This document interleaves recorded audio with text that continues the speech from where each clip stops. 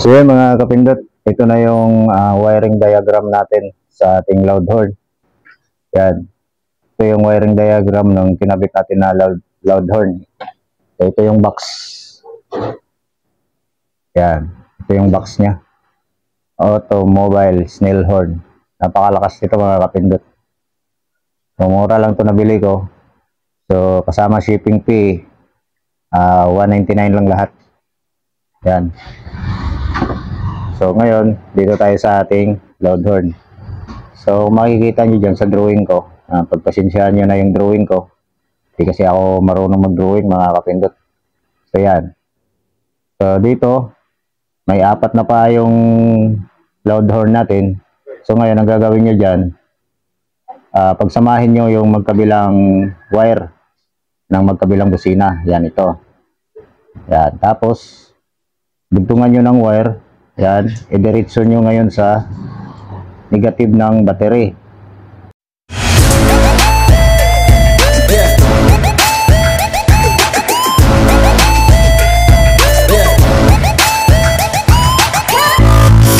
Yan. Negative ng battery. Tapos, sa kabilang paa naman ng kabilang busina, yan. Tapos, itong kabilang paa naman ng kabilang busina, pagsamahin nyo rin yung wire. Tapos, dugtungan nyo. Ilalagay nyo ngayon dito sa number 87 ng ating horn relay. Yan. Ito siya. So, yan. Tapos, dito naman tayo sa ating 3-way domino switch. Yan. Dito sa ginamit ko na domino switch, ang kulay niya dito ay kulay blue, brown, at saka black. So, depende sa mabibili nyong domino switch, no? Kasi iba-iba ang kulay niyan. Dito, sa ginamit ko, yan ang kulay niya. So, ngayon, itong kulay blue, nakatap ito sa light green wire. So, saan ba yan makikita? So, dito yan sa stock na switch ng busina ng ating motor.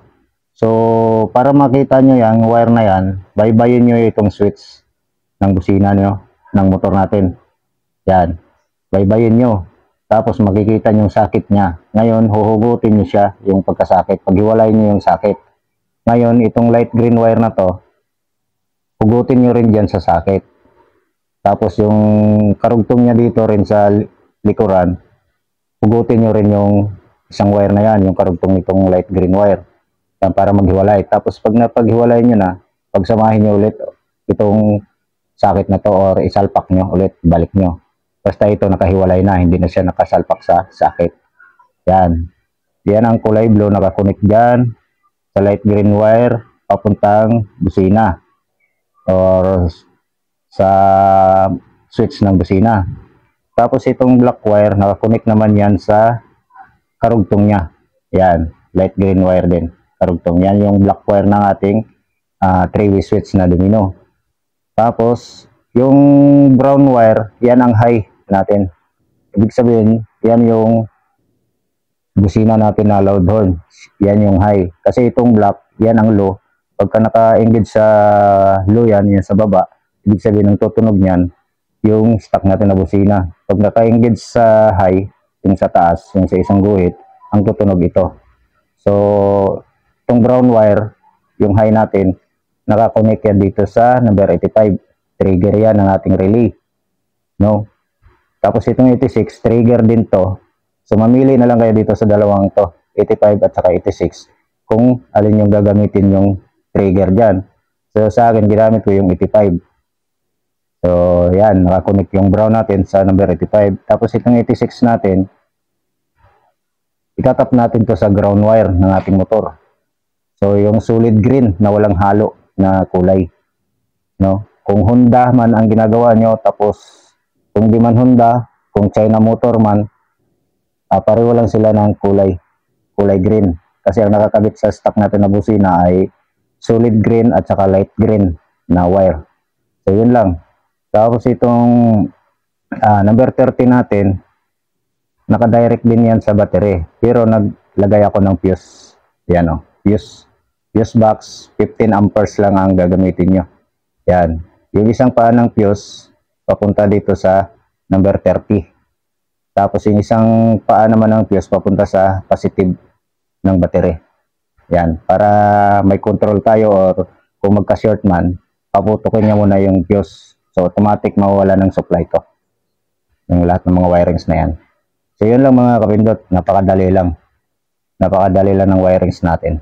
Yan. So napakadali lang sundan tong wirings na to. Simple lang. So ito yung mga motor na pwede sa wirings na to. Ito yung mga brand ng motor. Yan. Same color coding harness wires.